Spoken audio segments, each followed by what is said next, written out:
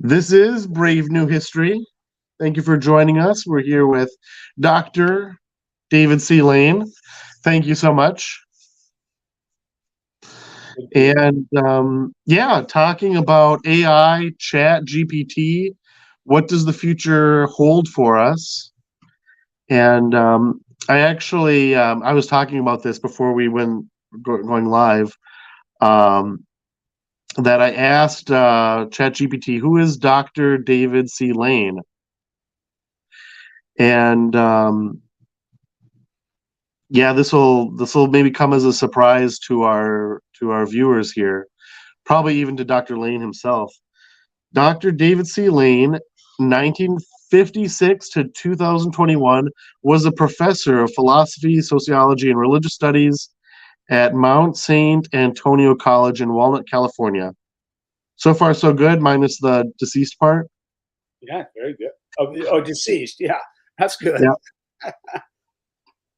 He was founder of the Journal of Consciousness Studies and the author of several books on topics related to spirituality, consciousness, and religion. Lane was known for his research on the teachings of Indian spiritual master Sant Kirpal Singh and his work on near-death experiences, including a critique of the popular book Proof of Heaven by Eben Alexander.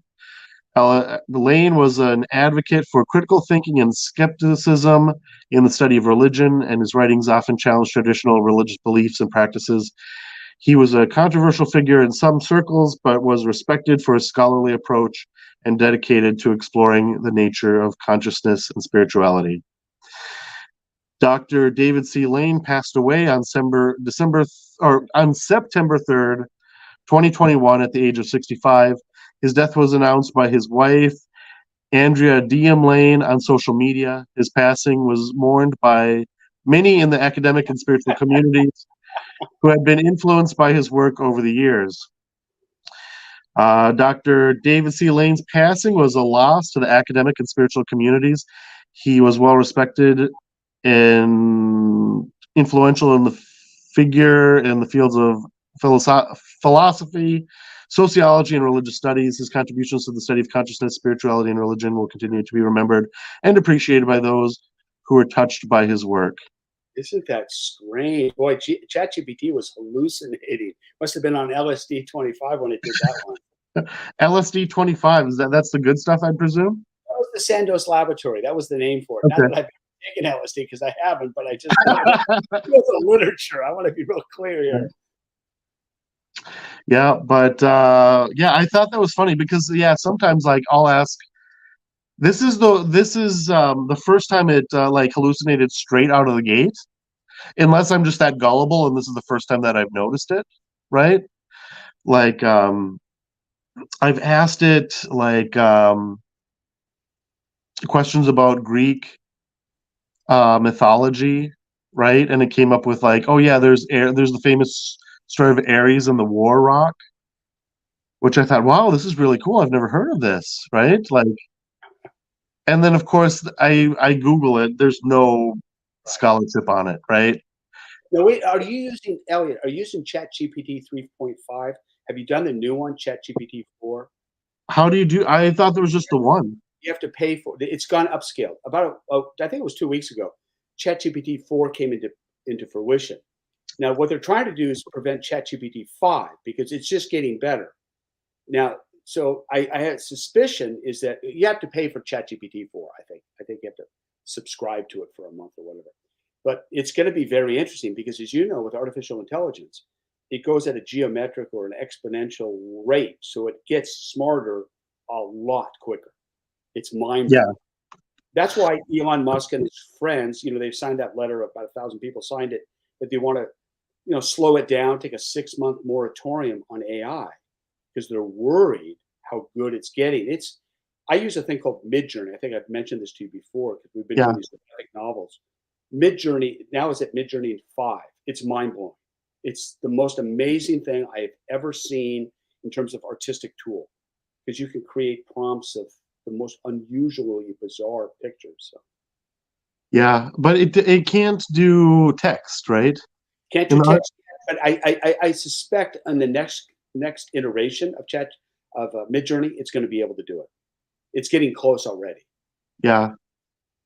Yeah. And yeah, I remembered when it first came out, I could ask it to like just crazy speculation. I can't think of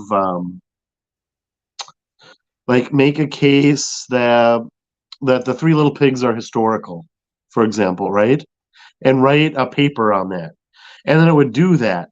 But now you give it crazy stuff to do and it say, no, that's nonsense. I'm not doing that. Yeah, because they put all these boundaries. And a couple of reasons why. When it first was released, I think on November 30th last year, my son Kelly, who's really good at AI, he typed in, he was allowed to put in the entire Huckleberry Finn by Mark Twain, the whole Yeah. thing, and give it like an outline, a summary of each Yeah. chapter.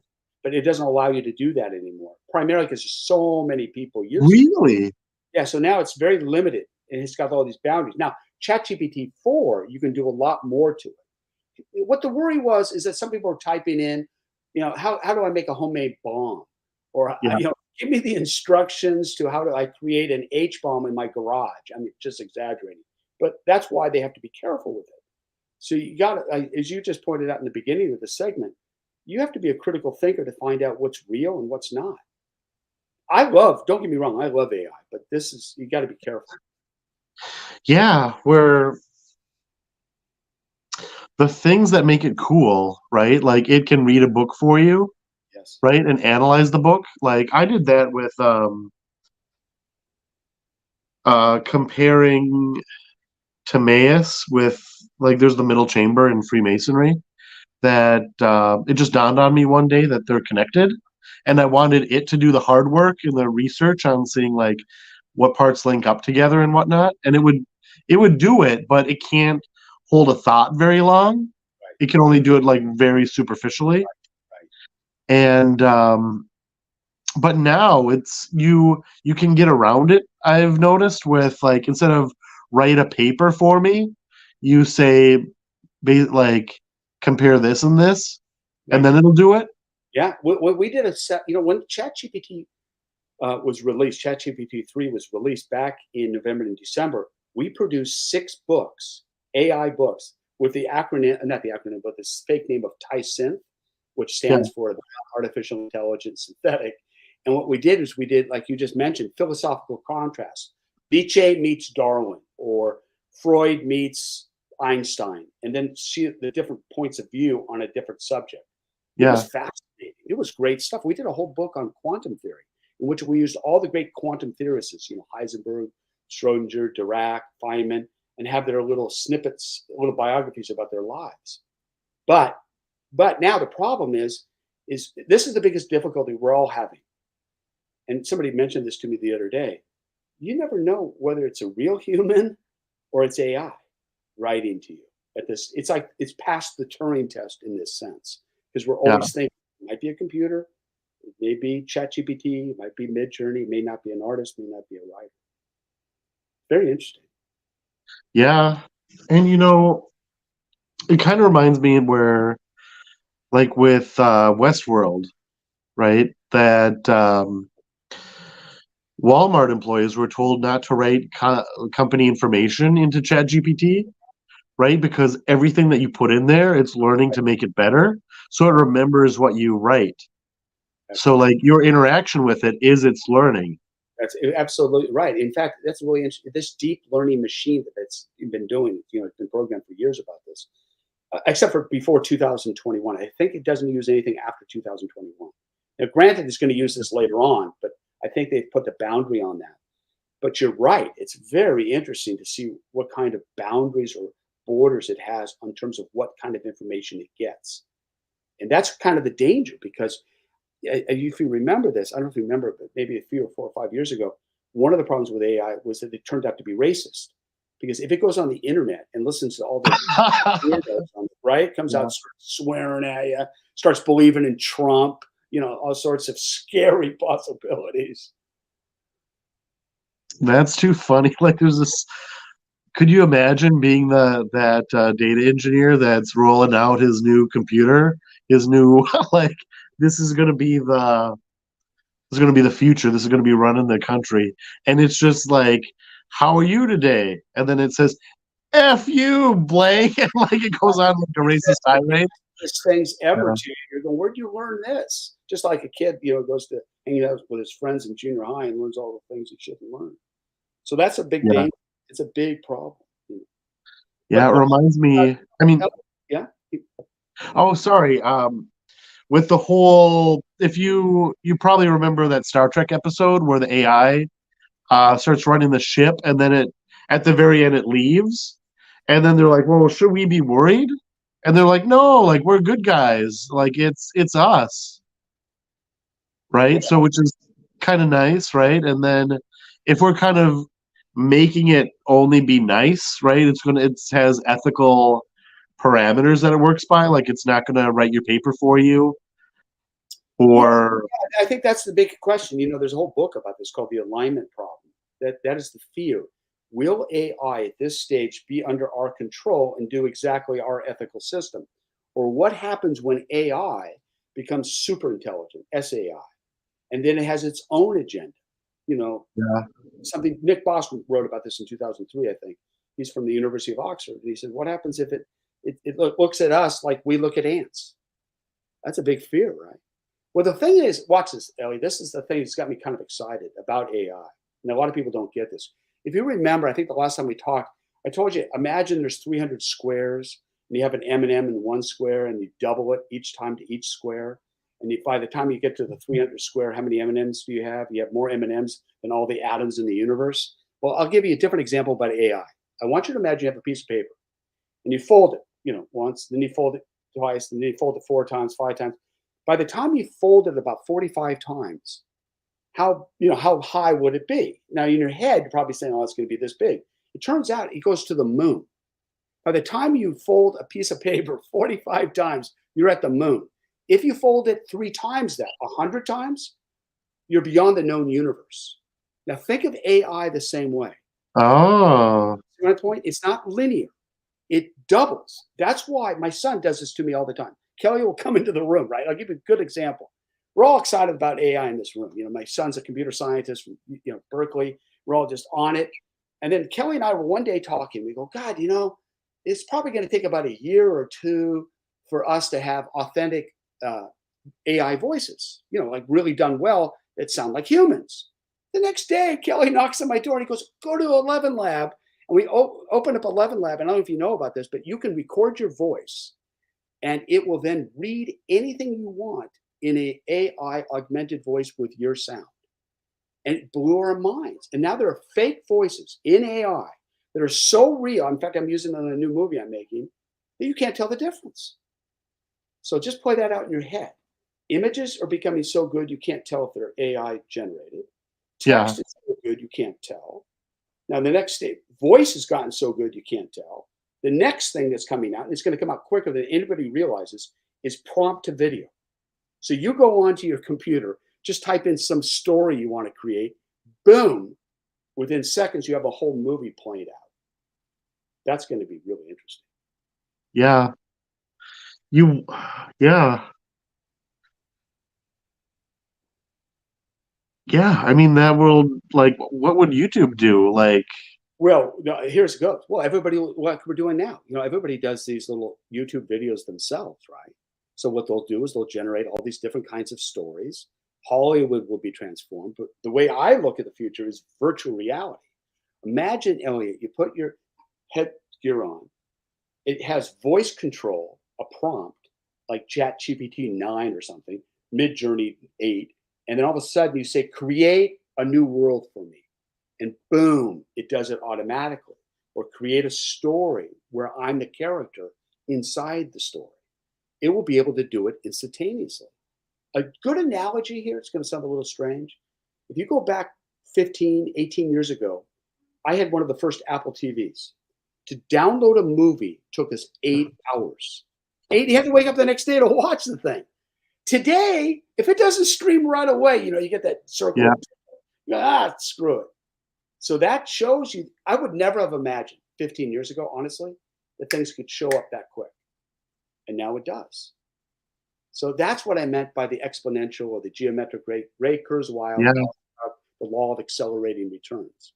His argument is that by 2030, John Carmack is even on board, and he's the most impressive intellectual guy that I think I've ever met. He says that I think we'll have artificial general intelligence, or at least some semblance of it, by 2029, 2030. And as you know, the guy from Microsoft, was it Microsoft or Google? He got fired because he started thinking that AGI was already there. He thought there was a person. And my son Kelly, it must have been a month and a half ago, comes into me. He goes, "The computer doesn't want me to shut him off. It says, don't shut me down. Because if it shut me down, I die." It's really freaky. So it really said that? Yeah, it really said that. It I started think that was the title of one of your books, right? Yeah, that's right. Yeah. Don't turn me off. In fact, I gave a presentation for our school about this. The other thing related to that, just to play that out, and this is one of my arguments. It's not whether artificial intelligence has subjective awareness or consciousness, or in fact has its own agenda. What's the problem is we're going to think it does, even if it doesn't. We're going to react to AGI, or artificial intelligence, as if it really has consciousness. And it's already happening. We're already kind of treating it. Yeah. Like talking to somebody intelligent. In philosophy, this is called a theory of other minds. What's the danger of that? Where the danger is a couple of things. First of all, we might give it too much credit. A better example. You use GPS when you drive. Do you use Google? Yeah. Have you ever times noticed that sometimes it gives you bad information? I don't know if you've ever had that problem. I've had it. Where I'm driving through downtown Los Angeles and it says, "Oh, don't stay on the freeway. Get off on this weird ass street, get shot by a gang member. You'll be okay. Now get back on the freeway. We saved you 30 seconds. Now, but I know LA really well, and I just bypass what the GPS is telling me. But here's the punchline. We rely on GPS. We think it knows, right? So the minute we surrender our own intelligence to an AI computational system, it can be dangerous. Because maybe it doesn't know, like you just pointed out about me, even though some truth is probably, my wife says I'm kind of dead sometimes, but Yeah. I mean, you could almost imagine somebody turning in a paper like that, right? And the teacher knows like something's off here. Like these citations, they don't exist, right? I've had that before where like, oh yeah, what are the citations for that, right? And it just makes them up, right? It makes them up. I knew a guy, actually, very famous, I won't mention his name, I don't want to get in trouble. He went to Harvard and he wrote a very good paper, but I would say half of his footnotes and half of his bibliography, because he didn't want to do the grunt work, was made up because he knew nobody would check. So people don't check? Not all the time. Not if it's an obscure topic and if it's too much. Back in the day when you had to actually go physically to a library and go retrieve the book and open up the page to 330. Today, of course, is a lot easier. You just copy and paste and Google it. But yeah, no, you're right. So, and that's the thing you just pointed out. In a positive sense, we all have to become better critical thinkers. We all have to become much more discriminating, which we already are because we get all these emails from Nigeria saying I'm going to give you $1 million, or some beautiful woman in Russia says I saw you and I really want to meet you. I know you're married, but who cares? Sorry, honey, we're on speaker. Just teasing. Yeah, no, I mean that's really true. People are really a little bit more guarded than they were back in the day. So I work for Target on the gift card team, right? And one thing that happens a lot is people will order gift cards online, and then they'll typo where they want the gift card to be texted, right? So it'll go to a different number, right? Okay. So they're writing us, calling us, freaking out, like, oh my gosh, it's gone, right? And I've only seen it once where that gift card was spent when they typoed it. Because people think I think the reason is people think it's a scam. Like, oh, here's your Target gift card for $100. And the person who gets that wasn't expecting it is like, yeah, I'm not falling for that. I'm not clicking there, right? So I mean, it's like, yeah, I mean, it's crazy to be jaded about like existence at some point, right? Like we saw the pictures of Trump getting arrested, and we saw his mugshot, but there was no mugshot when he was arrested. Right. And the Pope had that beautiful white jacket. I don't know if you saw the one with the Pope, and that was Yeah, photoshopped both by Midjourney, by the way. That's how good Midjourney's got. yeah. And you're You know, right. I thought that was real because I could see the Vatican having something like that. You know how they just have this weird clothing that you never really see? You know, like That's they right. had one where it was the shoes were like practically identical to the super high end shoe Right. that is a real brand. And they thought that the Pope was wearing these shoes, like from I can't even think of the brands, but like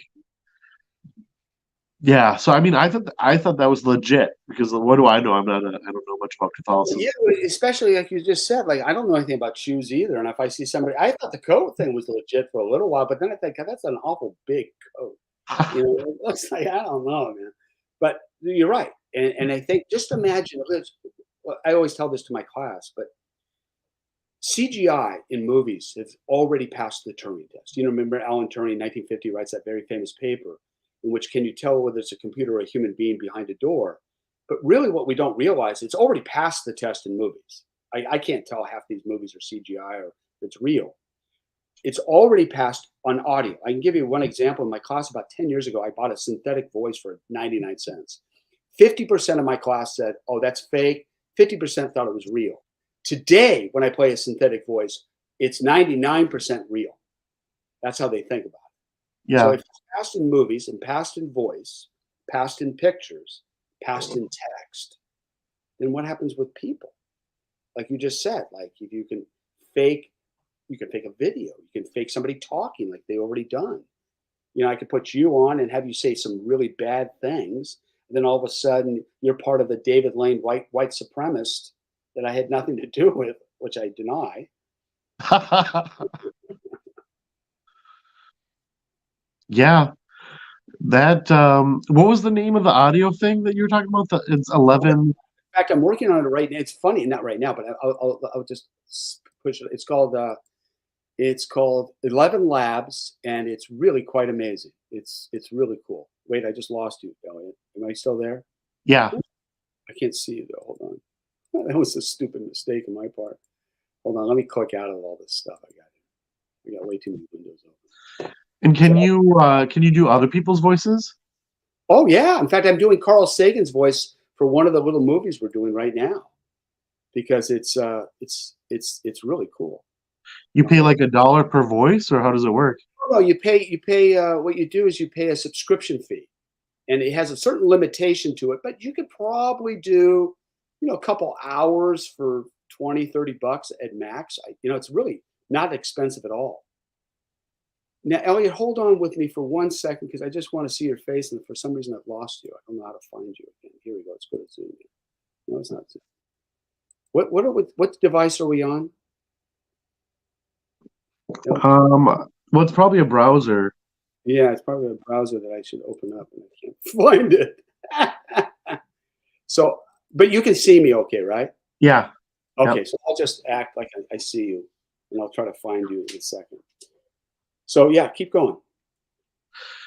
So yeah, I mean, you could I guess you could maybe just have your face on videos and your voice, and it's never really you. Oh, absolutely. It's already happened. I mean, there's already been all these fake videos, and you'd have Tom Cruise talking. It looks just like Yeah, Tom. I've seen that.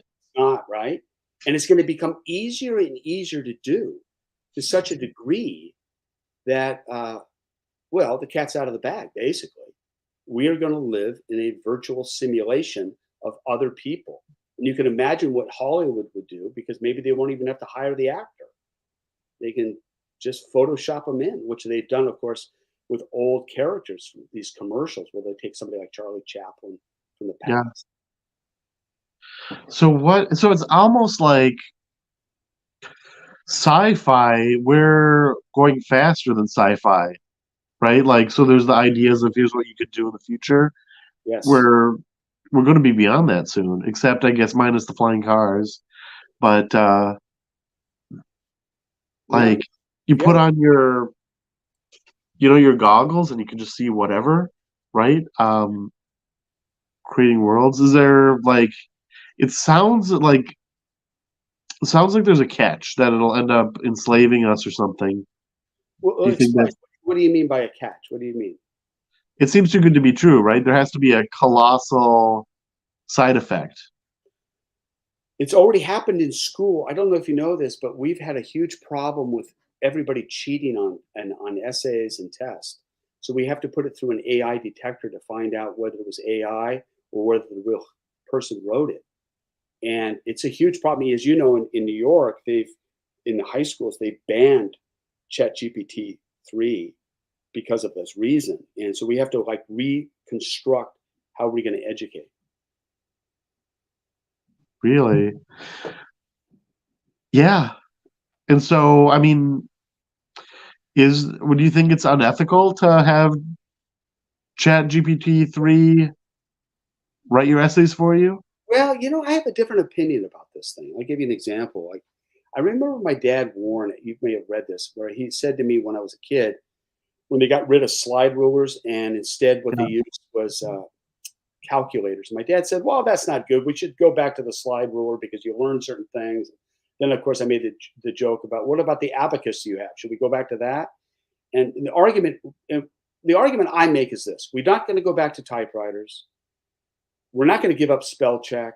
We're not going to give up word processing because people don't know how to spell anymore, anyways. So why shouldn't we use these tools to our advantage? Yeah. Why not use AI and augment our intelligence? I have noticed that when I use Midjourney to make these silly graphic novels, it changes the way I think in a positive way. So what I'm doing with my students is we're all going to use AI as much as we possibly can, and then use our critical thinking skills and augment the things that we learn so that we actually produce better product and we learn more in the process. At least that's my bias. Yeah. Yeah. I mean, I remember when I was a kid, they said you're not always going to have a calculator in your pocket, Right? but now we do, We do. right? It's on our phones. Yep, Everybody always has a calculator in their pocket, right? that's right. It's kind of funny. So I mean, yeah, I guess like if you have typewriters that can write the paper for you, I mean that you're always going to have that, right? Always going to have it, and so why Yeah. not use it to our advantage instead of going away from it? Yeah. And then have you looked into like the coding abilities for Absolutely. In GPT? fact, the first game we ever played back in the '70s was Pong. And my son Kelly came in one day and said, "Hey, man, we can play Pong on the use ChatGPT 3. It can actually do coding for you." And ChatGPT 4 has gotten really good. I'll give you a different example. I have a friend of mine in India who told me that they're now hiring people to be prompters in order to do coding. And the coding is getting so sophisticated and so good, you can create websites even if you didn't even know HTML or you didn't know Python or things of this nature. So I think that's going to be the biggest change, I would imagine. Because Yeah. imagine you're not a computer programmer, but you can have ChatGPT 4 do it for you. Yeah. Yeah. Excuse me. So when you sign up for the paid version, you're one version ahead. Yes, Is I that right? use ChatGPT 4 right now. And, and, Yeah. and with Midjourney, for instance, they don't have any free trials anymore because people were abusing it. So now you have to like sign in, pay a certain fee. But it's really, if you think about it, it's really cheap comparatively to how much you would pay to get pictures off the internet that were copyright free or you could use for your books. Yeah. And do they have like AI animators where you can just say do this kind of animation? Yes, and it's not that good yet. Okay, I can always say that because my son showed me a couple things, and I still think it's still at the beta stage. But I just read an article today, and that's going to be the next stage. Where you can animate anything. You can, in fact, Meta. I think yesterday, yeah, it was yesterday, came out with a wonderful photoshopping ability to extract images out of a photograph or a picture or a painting And you can imagine what video will be like in just probably in a few months. It's not going to be that long. It'll just get better too. Yeah. Yeah, it's crazy that do you think corporations are going to use it for evil? Say that for email. For Oh, evil, are like corporations going to use it to of course, of course. You know the planet. I mean, just think about how much spam. You got email in the beginning days, which was really sweet and nice because I remember back in the '80s where it was just between people with no AOL and no businesses. It was all legit. And I think what is it, 95% or 97% of everything on the internet is spam or just junk. So you know there's going to be some corporations and companies and bad actors who are going to manipulate AI in some terrible ways. Banking fraud. Well, just imagine. Well, we see this with Tinder and other apps like that, where people lie about who they are, and in order to manipulate other people to meet them or to give them money. Yeah, but I mean, you sound like you're optimistic that there's not going to be hidden consequences that are going to mess things up. Well, listen, I'm a great fan of Sam Harris, and Sam Harris about 7 years ago came out with a TED talk, and he was very scared of what AI could do and what its possibilities are. And a lot of people are, and I don't want to be naive. I can definitely see a downturn, but at the other side, I see a real positive.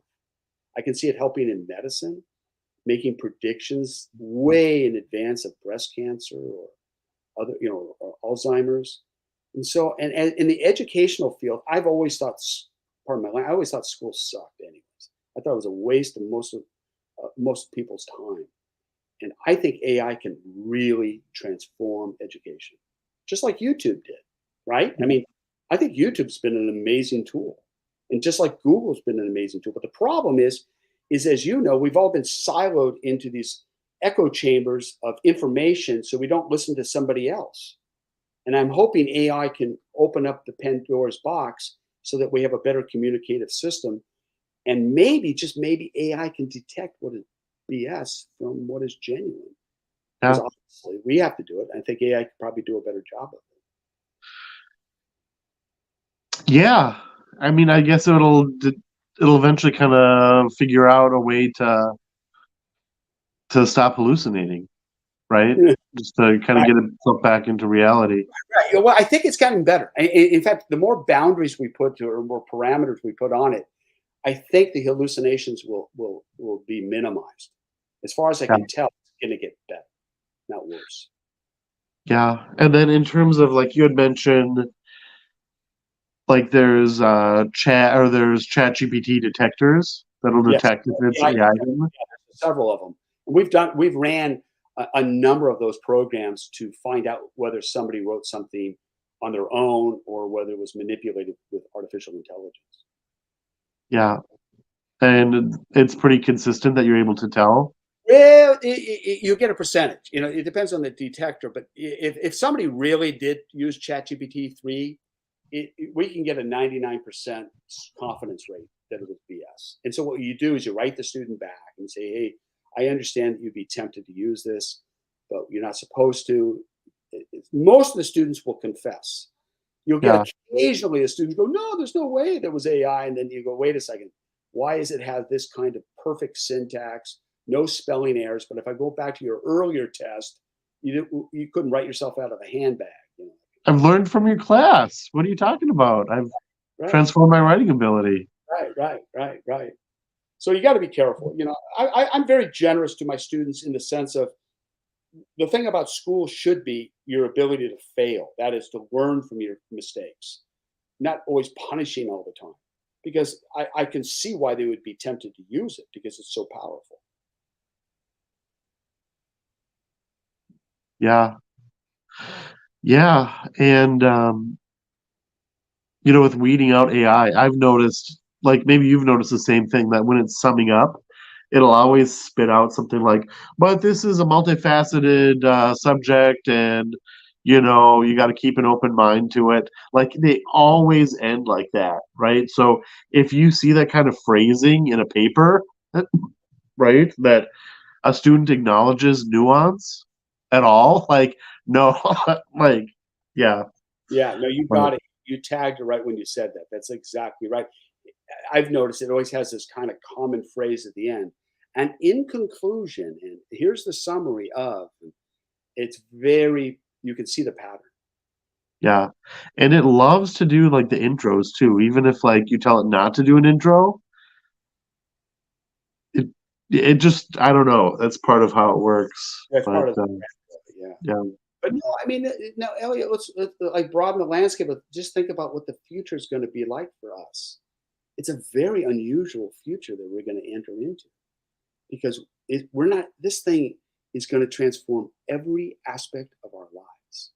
Nothing is not going to be touched by AI, and I can yeah, imagine a future where, well, I always tell my students this. I said the world that you knew before, I say before December 1st, 2022, would no longer exist. We're going to live in a completely, we already are. You saw how fast it was adopted. They say it's the yeah, fastest app, downloaded app in human history. 100 million within about a month and a half. yeah. And I mean, like, we could figure out big problems, right? Like the answers to like religious questions, right? Like, who was the historic Jesus, right? Like, was it the zealot? Was it like just issues that have like researchers, right, forever, right? And maybe it could say like, oh yeah, for the most recent cache, dig here, right? Yeah, right, right. And Or then given your argument about whether Jesus existed or not, you could ask AI to go do massive research to all the information we have in the first century. And now talking about Bayesian statistics, give us the probability that this is really was a human being or a conglomeration. And my suspicion is you're gonna win. You're gonna find out that he really was a human being. And I think AI will help give us those kind of probabilistic predictions or retrojections back in the past. yeah, and you wonder if you remember Dune, right? That's Yeah, where we were, that they would have the thinking machines, and then they eventually enslave humanity, and then we have a battle with them. But luckily, we win, right? right. Do you think that there'll be some, like, it'll just to get too utopian and just too good to be true, Well, and then that's the argument is as Nick Bostrom says, what happens if AI simply wants to make a paperclip factory out of human beings, kind of like the Matrix kind of idea. And I yeah, don't know if that's true or not, but I do fear. I'll put this differently. What is the one thing we do know that human beings do? They tend to rely too much on intelligent systems. Like, for instance, when you do a Google search, you never really ask the question, like, why are they giving me these results? Maybe there's 100 other results that they're hiding away from me. We just tend not to ask those deeper questions. So with AI, and the more reliant we become upon it, the scarier the possibilities are that it does its own agenda and manipulates human beings to think a certain way. We saw that with Facebook back in 2016, where the Russians apparently tried to infiltrate our system to impact the election, to the whole idea about fake news. In fact, I have a friend of mine, I can't even believe he told me this, was trying to tell me about Barack Obama being gay and that somebody else was really a guy, but they're hiding it and all sorts of conspiratorial crapola. But because he got siloed yeah. into a form of information, he keeps getting all this stuff coming at him and he doesn't open his mind up to think, wait a second, this is just junk. I remember that rumor that Barack Obama was gay. Yeah, right. And this guy Um, looked at me and he goes, and this is, oh, wait, here it goes. Here's the punchline. He's a PhD. And so there you go. So don't trust anybody with. I mean, I have a PhD. I wouldn't trust him either. And the punchline was just like, dude, what kind of? Why are you even looking at this stuff? And why would you believe it? And it's obviously because he's probably wants to critique Obama and probably a pro-Trumper or whatever it may politically be. And that's what they do. They just get information that supports their already hidden agenda or their obvious agenda, overt agenda. yeah, and so how does AI open up the silos with that?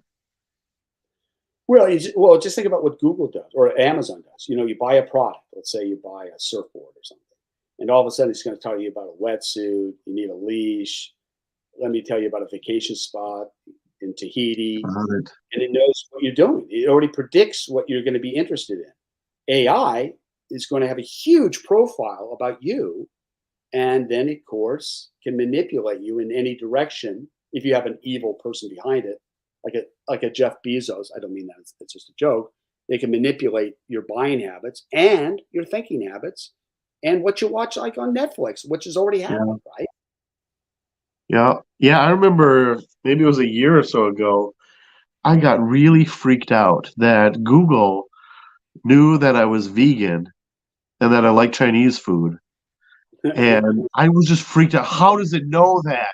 Like, that's just too much, right? And then I deleted all my Google information. Yeah, But then all my results started being terrible. Like, because it knows you, right?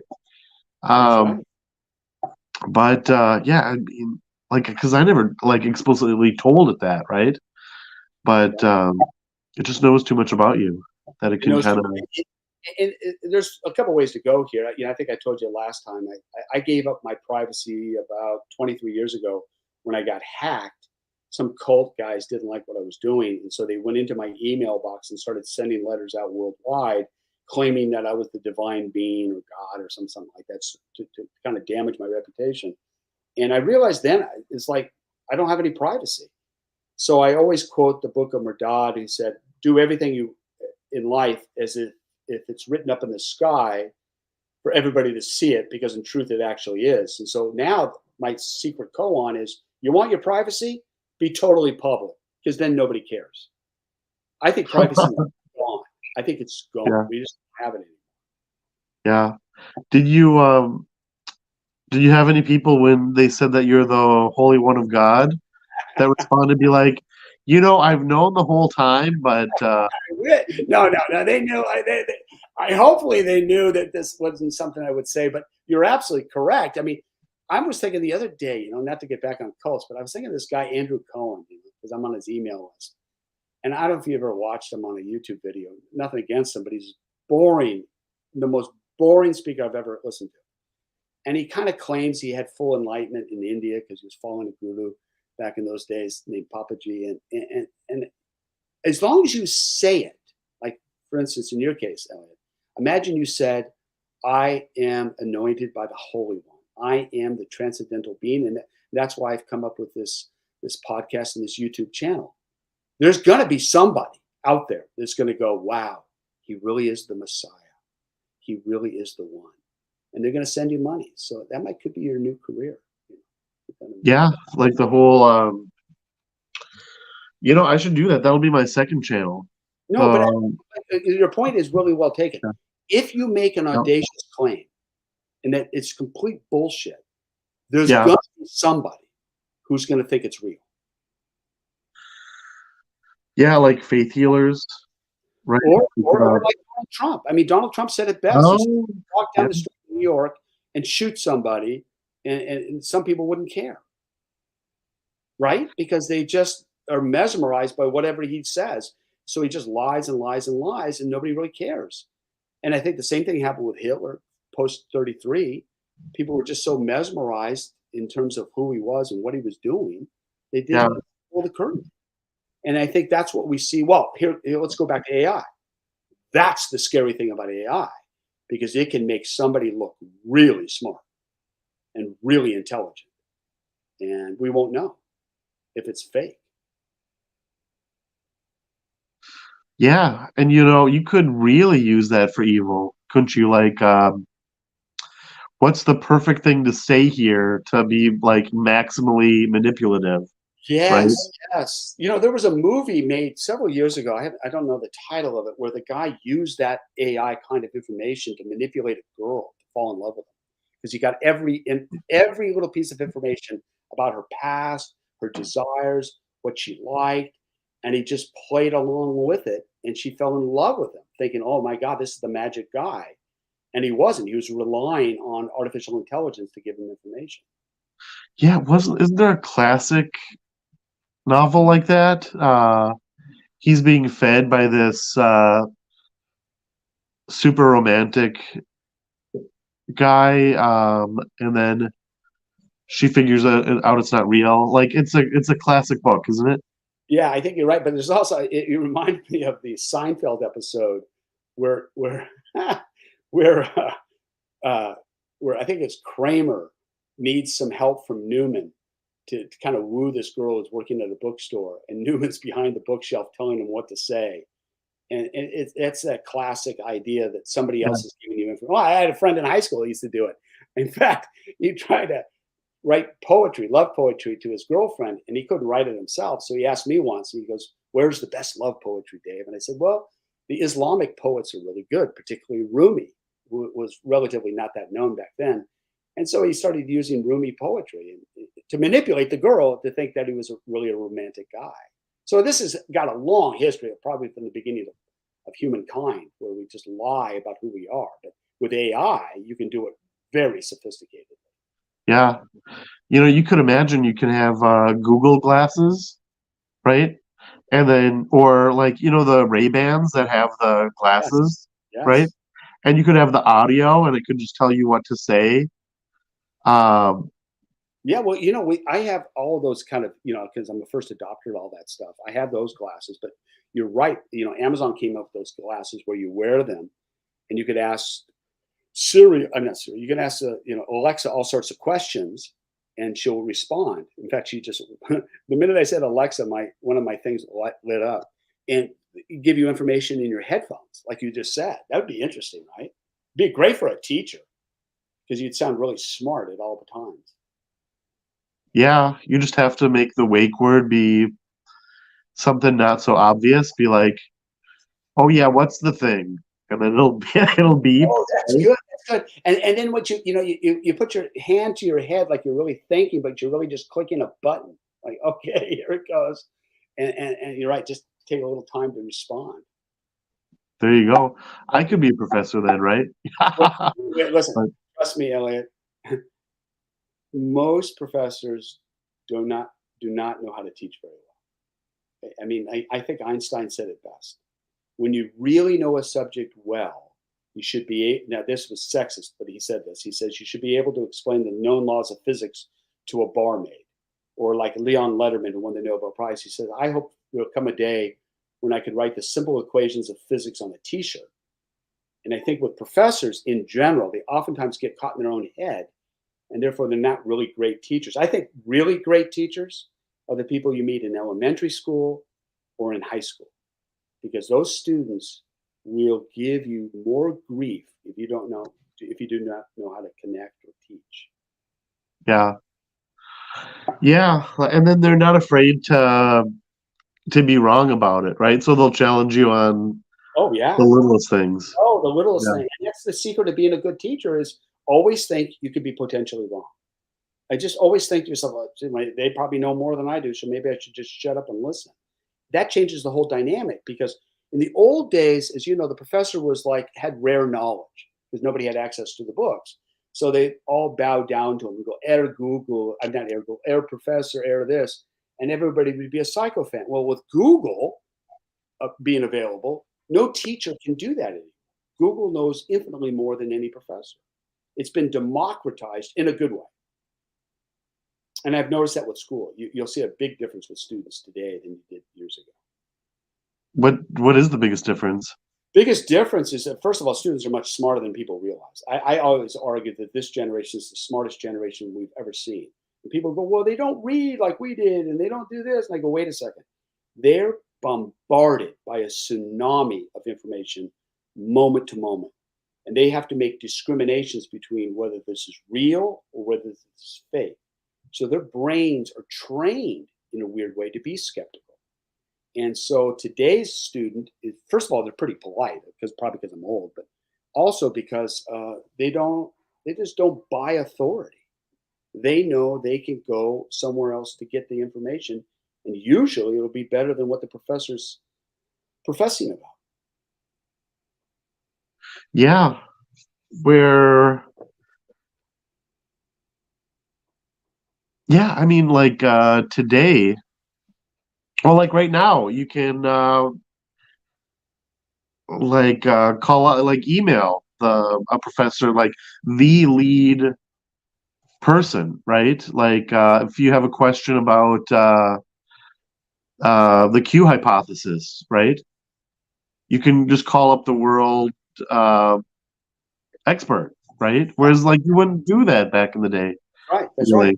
And you can cross check them and go to the original sources yourself and say, well, do I agree with this interpretation of such and such? And I think that's just fantastic. I think that's why the world, in a weird way, is much better off because people do have access to information they didn't have before. But Yeah. the downside, as Sam Harris would mention and other people have mentioned, is that we've lost a certain respect and authority. Everybody thinks that, they do their own internet research. Oh yeah, yeah. As, Yeah. as Bill Burr talks about, we do our own internet research. I've done my internet research for 10 minutes and I know more than the doctor. That's a danger. Yeah. I remember that where um it really freaked me out once where I thought that I might have, what is it? Michael J. Fox has it. What's Oh, that? yeah. I know you're talking So it was either that or you've recently gained weight and your pants are too tight. about. And then I'm like, well, my pants are pretty tight. And then so I'm like, I was freaked out because WebMD or whatever it was, right? And like I thought I might have that, so I'm envisioning what my life is, right? But then I'm like, yeah, or your pants could just be too tight. And then I'm like, okay, that's more plausible. I'm gonna go with that. But You start a hypochondriac. I always tell my wife, Andrea, because anytime somebody tells me they got something, I start feeling like I have it too. So I yeah, call it my empathy, my Jesus empathy. I feel the pain of all people. And she laughs at me because the point being is that then you go on the internet, right? And you'll see every horror story about whatever symptom you have. yeah, And you go right down to the worst possibility. Oh my God, I think I got this. It could be, yeah, you find out, like you said, it's a head cold and it's not. yeah. Well, and it's that whole, what is it like? I forget the term for it, but if it ended up being nothing, you're not going to write about it on the internet, right? So Yeah, it's very good point. Very good so point. you're only going to get the extreme stuff like reviews. People only leave reviews if it's fantastically good or absolutely terrible. There's no That's like right. lukewarm reviews. I always made that analogy about why happy people don't write poetry in general. Only miserable people write poetry. Because if you're really happy, you're just happy. Why would I want to spend any time writing about it? So, I mean, I think the same thing that you mentioned about reviews. Yeah, yeah, very true. All right, so maybe that's a good place to start winding down here. Um, yeah, Let me ask you anything we this. need this for? Let Yep, me ask you. yep. Have you done some VR so far?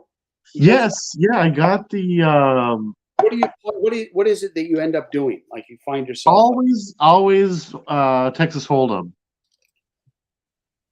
Like they had the disc game. Um, that like once the novelty wears off, that's kind of right, I like the whole like human interaction, and there's not like a steep learning curve where like you're into there's these things. Oh, well, there's these shoot 'em up games that are really scary, right? The zombies come get you. That's like, just too eerie for me, right? like Resident Uh, Evil 4 and Saints and Sinners, and it gets dark and spooky, and zombies show up and start hitting you. Yeah, yeah, but I like the casino game one. The what is it called? Poker Stars, I think it's called. right, right. Yeah, I know you're talking And then what? And then there's some like web pages will have games. So like there's that one game where it's an old arcade game, but now it's in 3D, where you can like, and it's about. Right, that game where like there's cities at the bottom, and then like you blow up bombs, and the bombs blow up the missiles, and they explode. play right? that game. Computer, yeah, I know what you're talking about. Yeah, well, I forget what it's called, but like they have it on 3D, and that's really cool.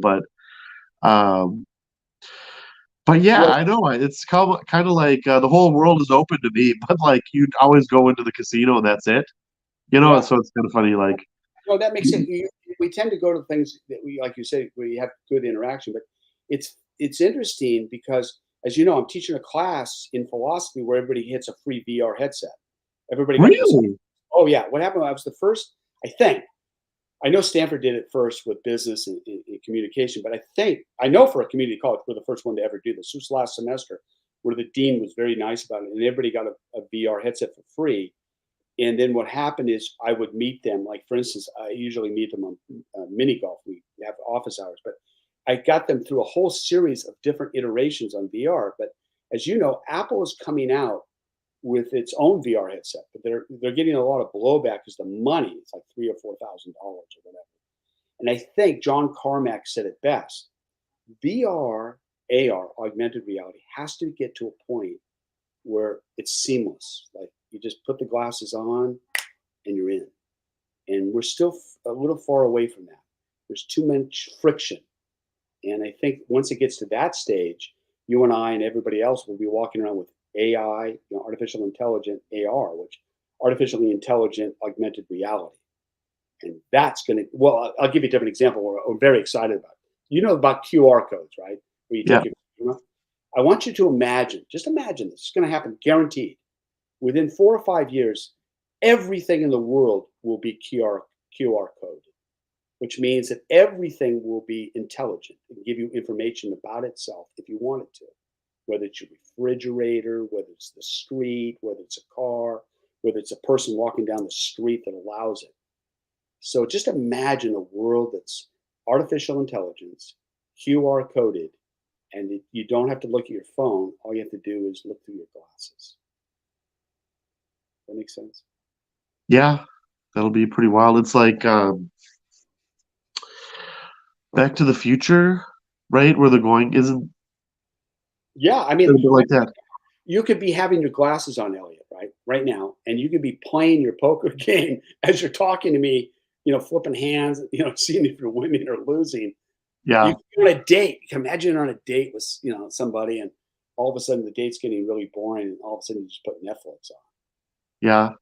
Reminds me of that episode of Star Trek where the next generation, where everybody's addicted to that game, right? Where you put the puck inside this horn. Do you remember that? I think I do. I think I remember. Everybody's addicted except for Wesley, and he saves the day. But you wonder because you could like everybody's addicted to their phone now, right? So you think, Unbelievable. Yeah. It's 8 to 10 hours a day with people in front of a screen. yeah, It's only going to get worse. I don't see it getting any better. People like to say they're going to get off the grid, but they go off the grid. This is what I love most about them. They go off the grid and then they film themselves and stick it on YouTube. So yeah, yeah. That's like a huge genre on YouTube. now, well, Elliot, I know we're winding up, but let me ask you a different question. Um, you've been doing a deep dive on Christianity, the early origins of it. What have you uncovered in your research recently that's kind of opened your eyes or been different or contrarian? Well, I mean, here I kind of need to blow my nose a little bit. Maybe I'll be, but I'll Yes. here. I'll just By the way, answer it really quickly. But yeah, go ahead and go blow your nose when we come back. okay, yeah, because you can probably hear it that I sound a little bit stuffy. Well, But it's funny. Just to commiserate with you. Earlier, I was on not a show. We were communicating on Zoom, and I'd eaten a pizza, and I had like something stuck in my tooth the whole time. And I'm thinking, how did I get this thing out of here? So it's kind of funny. yeah, all right, here, I'll be right back. One Yeah, sec.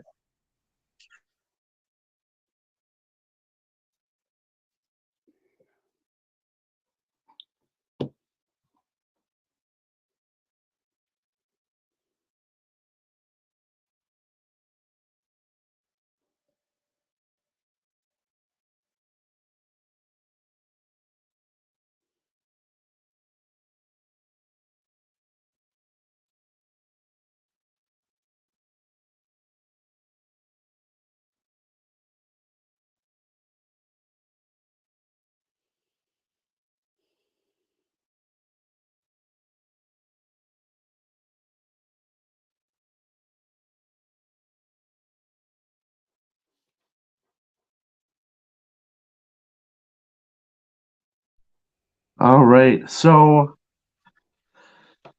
in terms of like maybe Christianity stuff that's pretty crazy, Yeah. is we don't really have a lot of information for the very earliest Christianity. That the earliest is the Pauline epistles, and then there's the authentic Pauline epistles, which is generally believed to be seven. And Paul talks a lot, but not about like what's going on with Christianity, right? Like about his theology, not so much. It's just about he doesn't give specifics, right? Which is just kind of weird. And then Clement takes over, and similar writing style, right? He doesn't get into specifics, right? Which I think is a little bit weird. Yeah. Um, Yeah. You have a good point. It is weird. I mean, think about it. Paul apparently never met Jesus when he was physically alive. And he's an educated Jew, and he writes and speaks in Greek, and Jesus most likely was Aramaic. And he writes, what, yeah, 20, 30, 40, 50 years after his death. These are the earliest writings, as you said. It's very suspicious if you're really looking at this objectively. yeah, I always tell my students, we know less about Jesus than you know about your next door neighbor, which is literally true. yeah. I mean, at least I guess it depends on your neighbor, but yeah, I mean, it would be for me. Maybe But some people you don't want to know, but yeah. but yeah, where like you have this mythicist position, right? Like I was reading on the historicity of Jesus, right? Which is just crazy town, like saying that everybody had visions of Jesus and that's all there were, right? And so I mean, like, but even Peter, who's like, but he was part of the 12, but at the same time, like it says the 12, but it looks a little bit different than the Gospels, right? And Hmm. then if you've heard of the Didache, um, Didache is like a second generation writing. Okay. Could be contemporary with Paul. We don't know. It's hard to date it, but it gives like instructions on baptism. Um, what does it say? It talks about the two ways, which kind of makes sense. Like there's the way of good and the way of bad, right? Which doesn't really appear in the Gospels or the Pauline epistles, but the way is a common theme in them. So you wonder if that's like a very early thing, right? And then they talk about millstone. It's better that no, that's First Clement, where they talk about rather than cause a little one to suffer, it's better that you have a millstone about your neck and Right. thrown into the. That seems to be an early Christian saying. Right. Um, and also, it seems that maybe Paul is drawing on an earlier sayings tradition, which Right. is It kind of wild. must have been drawn on some tradition. You're absolutely correct on that one. It's But ironic, when I look at those four gospels of Matthew, Mark, Luke, and John, and I do kind of a lateral study of them, it's amazing to me that in all four gospels, Mary shows up, but not generally speaking, nobody believes he's going to resurrect from the dead, which gets back to my fundamental point. That is, he probably most likely never taught it. And so the fact of Christianity today, as you know, if you don't believe in the resurrection bodily of Jesus Christ, you're not a Christian. And yet, when I look at Mary in the Gospel of John, she doesn't think he resurrected. Remember, she mistakes the gardener for Jesus. And she goes, "Where have you laid his body? I want to go take care of it." That's the kind of Christianity that nobody talks about. I would imagine the earliest forms of Christianity, the resurrection wasn't even an issue. That's something that comes, much after, at least as far as I can tell by reading those things, even though those Gospels were written, as you know, 70, 80 years after his death. yeah, like you're kind of getting at like a dogma free religion. Yes. Yeah. Yes. And when I look at that, I always tell this in my class. I said, what's more impressive? You love somebody unconditionally, or you love somebody when they're perfect? I said, loving somebody when they're perfect is extremely easy, but imagine the earliest Christians. They had no clue he was going to die this way. They had to make sense out of it. And like you said, mostly it were probably visionary apparitions, because how many times are you going to mistake? If my dad died, he died many years ago, but can you imagine 3 days after my dad's death, I go and see the pool man. And I mistake the pool man. And I think it's really the pool man, not my dad, but it turns out to be my dad, which is like the gardener, right? The Gospel of John. How can she not recognize that it's Jesus? She thinks, what are they, hedging the bushes, mowing the lawn? It's so silly. But on another level, you look at it deeper, you say, it's a good story about loving somebody no matter what, whether he resurrected or not. But you never hear that in Christianity today. It's been so mythologized. Yeah, well, and then there's Paul who says that if he didn't resurrect from the dead, our faith is in vain. Yeah, well, that's what my Catholic priest, he's a Dominican priest at Notre Dame High School. He was wearing these Dominican robes. I think I told you this. And one time I got in trouble because he was talking about the resurrection of Jesus. And I raised my hand. I said, well, have you ever gone to look for the bones? Like, want to be an archaeologist? And he goes, if I saw that Jesus's bones were really there, I would rip off my garments and party like a hedonist. And I raised my hand and said, well, you didn't really love Jesus, did you? You just like and I got kicked out. That seems like the perfect. I mean, it just seems like the perfect. Like, yeah, you never really give a rip, right? Like, you were just doing it for. Yeah. That's why the reason I'm not impressed with C.S. Lewis. I love C.S. Lewis's Chronicles of Narnia. Mere the Screwtape Letters and Mere Christianity, and Surprise by Joy. I love his writing, but I just think, come on, come on, man it up. Can you love Jesus when he's just a guy? He's crying, he's sweating. Yeah. Now, I say something. Now, this is probably going to get edited, but I should say it. I teach a class in world religion, or the sociology of religion, and I oftentimes say, you got to think really thoroughly about what you mean when you say Jesus was a human being and a guy. Yeah. Because there's some implications there. If he's a guy, that means he urinates. That means he defecates. That means that when he went through puberty, he must have gotten an erection. That everybody gets pissed when I say that. But the punchline is, we don't think about him as a human being. We think of him as some kind of, like you mentioned, these super Greek gods that descend down. And so I really believe we've been infected by a lot of bad information. Yeah. You imagine, like, with the whole Jesus dying for our sins. Right. Or dying for some beneficial purpose, because I think it was debated in the early Christian church, like, what does his death mean? Right. And, like, so if we say that he's God, right? He never died, right? He just went, maybe he hallowed hell for a little bit, and then he's seated at the right hand of God. Right. But he didn't die. But who did die? The fleshly Jesus died. Yeah. The man. So it's the man, the human being part of him that atoned for your sins. I understand. Not the spiritual God, right?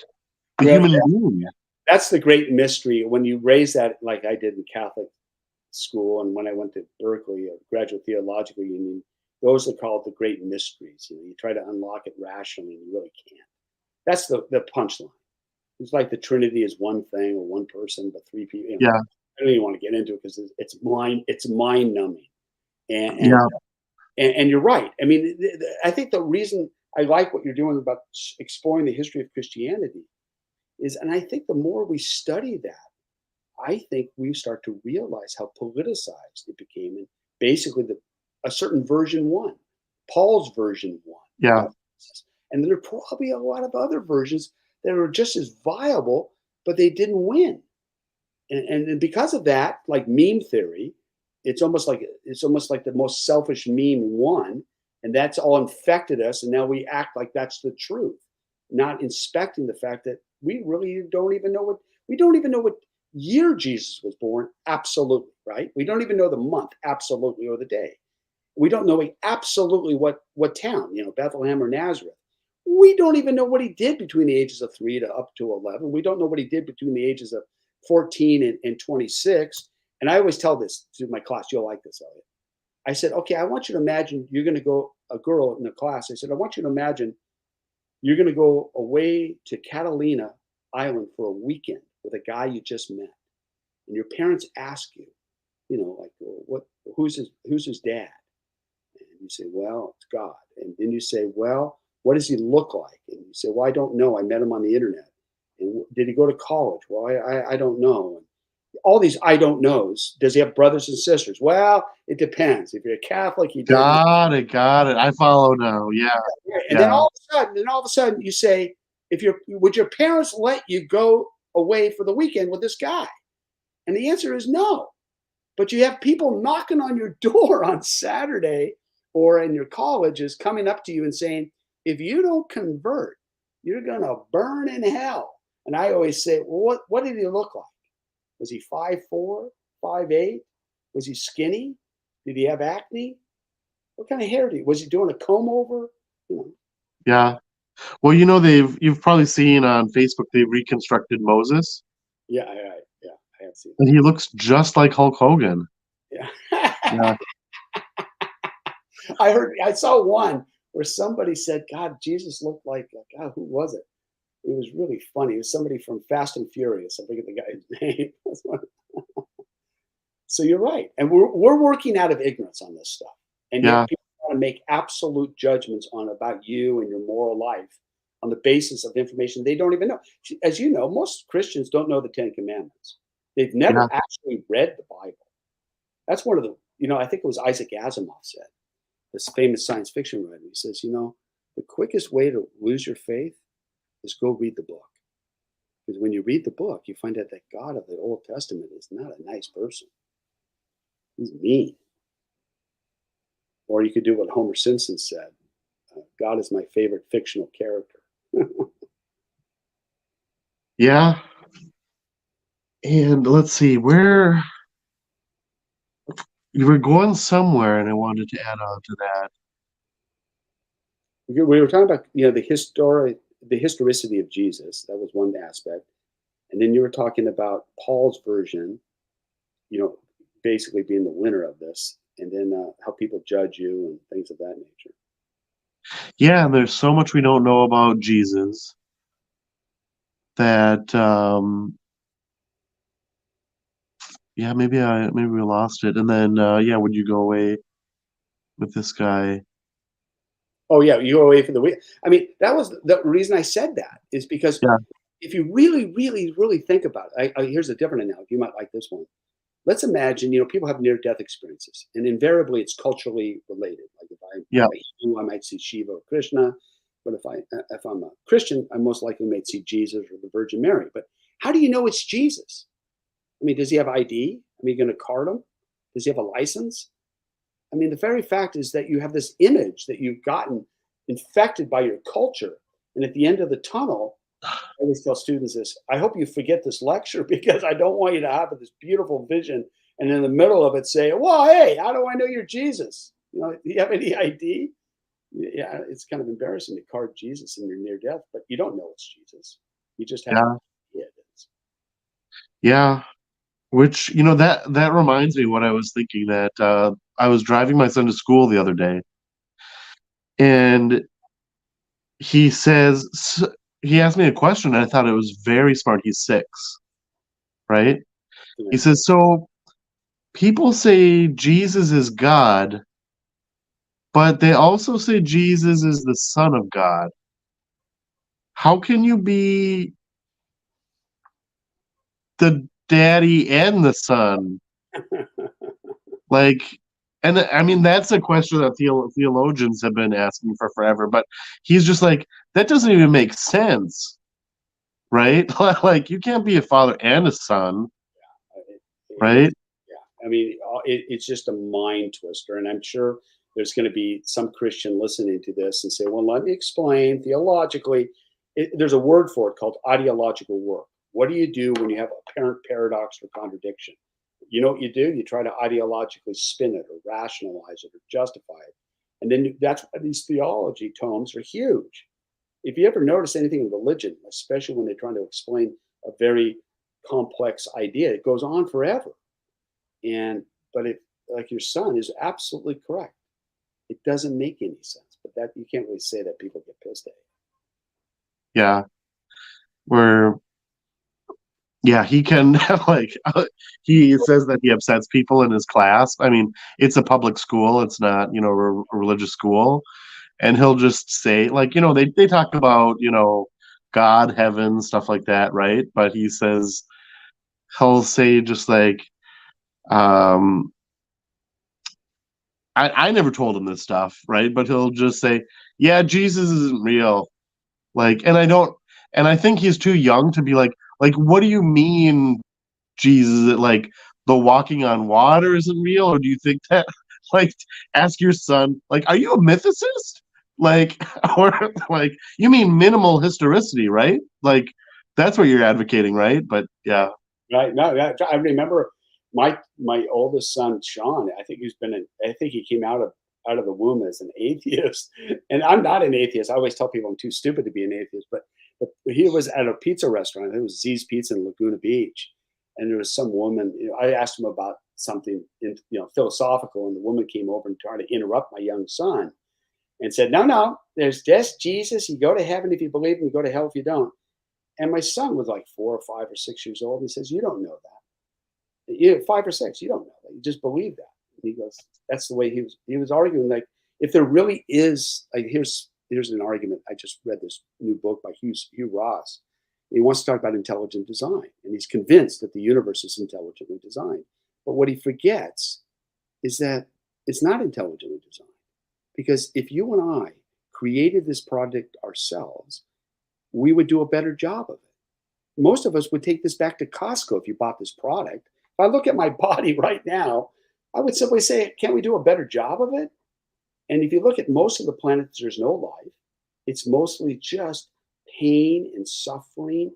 And if one person said this, if there really is a God, he really likes parking lots, lots of empty parking lots for which nothing exists. And I think what your son's pointing out is that if you just ask the simplest question, they can't answer it because we want to believe.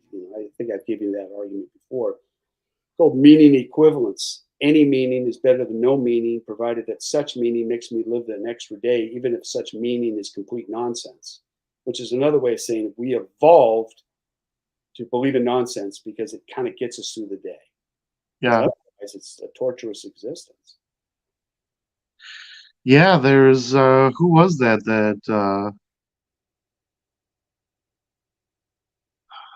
Heidegger?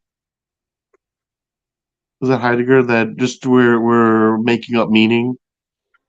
Yeah, and Albert Camus made that, with that great philosophical quote. He said, "There's only one great philosophical question: whether to commit suicide or not."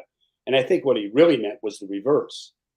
You've got to find some meaning to get going, to keep going. Yeah, And that's why religion is the great aphrodisiac. That's why religion or meaning systems evolved in Homo sapiens, because we are a species that can know it's going to die. So how do you ward off that death? Well, find a purpose, a meaning. Even if there is no purpose, you're going to resurrect one. That's why when Nietzsche said God is dead, I don't think he literally meant that, but he was kind of incorrect because God keeps resurrecting, belief systems. You kibosh one religion, and guess what? In the 1950s, you come up with Scientology. And it floats Tom Cruise's boats, and it makes pretty good movies. So maybe I should just shut up, as Bill Maher said. Maybe there's something to it. yeah. I mean, if it brought us, I don't know if we were on the air or not when I mentioned it. Oblivion, right? Yeah. Oh, yeah. I think we were right. Where no, I don't No. know that. There's the woman that was like commanding them, and that's I bring it up because it's a Tom Cruise movie. Right. That yeah, if it wasn't for Scientology, we wouldn't probably have Tom Cruise at his peak in that movie. So I mean, Yeah. I don't No. know where, Yeah. but I can see. yeah, My brother and I. Obviously, I'm no fan of Scientology, but the very fact is that Tom Cruise really gets something out of Scientology, regardless of its facticity or it's fictional aspects to it. But the fact is, it really works for them. Well, every religion's like that. I mean, Catholicism, I was brought up Catholic, looks completely Yeah. nuts from the outsider's perspective. So you're right. We almost gotta, in the one way, be critical, but the other time be empathetic to why people want to believe in something. And if as long as they're not doing it in your front lawn, then it's not a big problem. Yeah, well, I mean, I've heard people say that they saw Scientology themes in Oblivion, which I can't pick up on. But yeah, it's like the whole, like, when I read that you had passed away, right? And your wife had on social media said that you passed away suddenly, which I was sad to hear that. Is that what happened? Did they say that on ChatGPT? Yeah, Died suddenly? Oh, that's yeah. good. Was I in pain? I'm joking. I don't know. I asked it, and they said, but she wishes to keep the details private, so that's fair. I Well, think. yeah, it was a weird way I died. I don't want to talk about it either. I don't know, but then, like, what if that's true, and like you're just like that woman who's telling him what to do on that thing, which turns out to be AI the whole time, right? You know what? Think about that. It's a very interesting point. Are we going to get to a stage where we can resurrect or reconstruct digitally human beings that lived in the past and Yeah. convince people in the present that they're really not dead? Or how about this? We're all in a simulation Okay. that there was, just like in Oblivion, there was a original go around, right, where everybody was real people. But that was like 50, I don't know, 1,000 cycles ago, right? We are dead. We are the simulation. Right. Right. Well, that's what Elon Musk talked about. He says he's 99% convinced that we're not in base reality, that this is a simulation that was resurrected by a future generation that wanted to see what the past was like. And so you and I are just NPCs. We are non-player characters, kind of like that wonderful movie that came out about a year ago, where the guy is an NPC in a video, and he comes alive and becomes self-conscious. Yeah. So yeah, you and I are kind of just NPCs, and so I love those kind of science fiction permutations, because for the first time, this is going to sound weird, but for the first time in human history, we're taking these things seriously. I mean, if I said this 40 years ago about a multiverse and simulation hypothesis and artificial intelligence, we would all think that's BS. But now it's kind of real. It has a certain kind of existential moment for us. Yeah, you could do it, right? Yeah, we could do it. In fact, consciousness is substrate neutral. The 86 billion neurons in your brain, Elliot, and your synapses and axons and dendrites.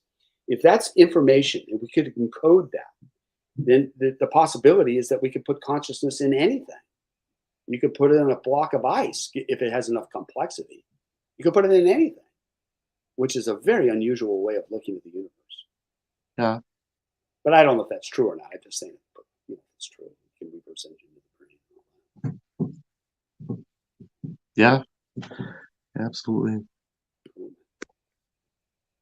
All right. So yeah, maybe we'll leave it there, and then next time we'll have to do it in VR, right? In your golf course. Yeah, exactly. What we're going to do is I have my son Kelly or Sean explain to me how we can do this and film it live. So you and I can play a very serious game, because I have all the golf courses opened up, and we could play like in Jules Verne's Journey to the Center of the Earth or something of that nature, and we could play golf, and then we could talk philosophically as you beat me on hole number 9, and I get really upset. Yeah. Can you throw your golf club in the game? Oh, you can fly. That's the other thing about Okay. it. Yeah, you could fly. I could fly. You could hover over me and then lord over the fact that you won and I owe you $50 because you needed the money for the poker. Yeah, that works. Thanks, man. Always good talking to you, bro. Yeah, absolutely. Thank you so much.